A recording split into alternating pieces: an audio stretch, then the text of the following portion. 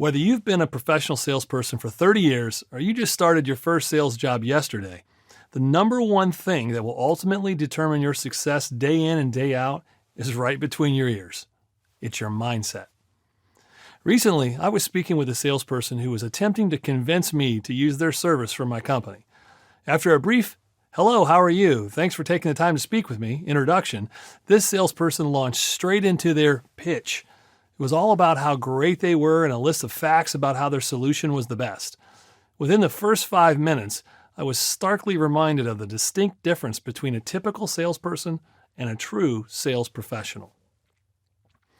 We've all experienced at one time or another someone trying to sell us something we didn't see the need for nor want at that moment.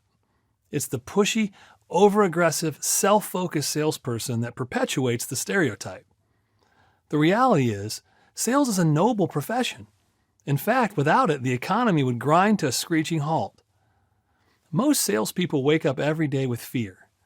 Fear of rejection, fear of failure, fear of not hitting quota, etc.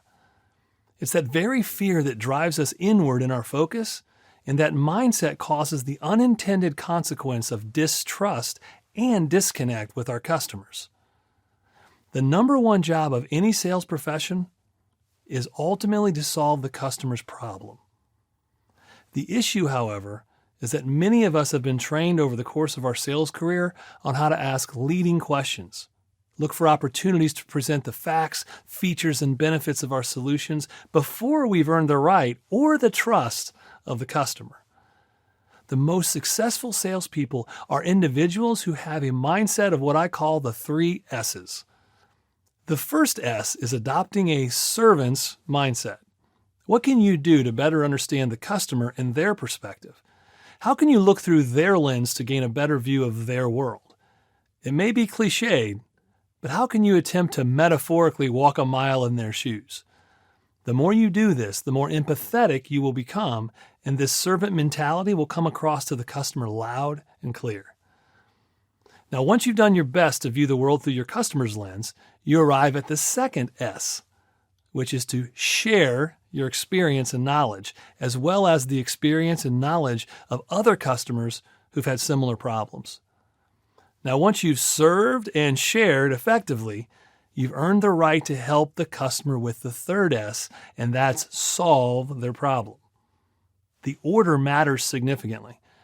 This process of serving, sharing, and then solving builds authentic trust up front and leads the customer to a place where they genuinely want your help to solve their problem because they trust you.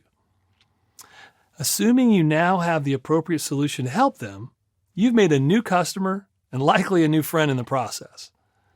So here's a few key mindset evaluation questions to ask yourself. Do you genuinely care about other people's problems and find that you are typically empathetic towards them? Do you often share great ideas with others around great experiences that you had? Maybe it was a great movie, a new restaurant, etc. When others share their problems with you, do you instinctively think of and potentially offer solutions to help them? If you said yes, then you already have the right mindset to be a serving, sharing, solving salesperson. It's actually a lot more natural than you thought, huh? In fact, I believe that everyone in the world is a salesperson. The question is, do you come across in a way that perpetuates the stereotypical salesperson, or are you someone who genuinely likes to connect by following the 3 S's approach?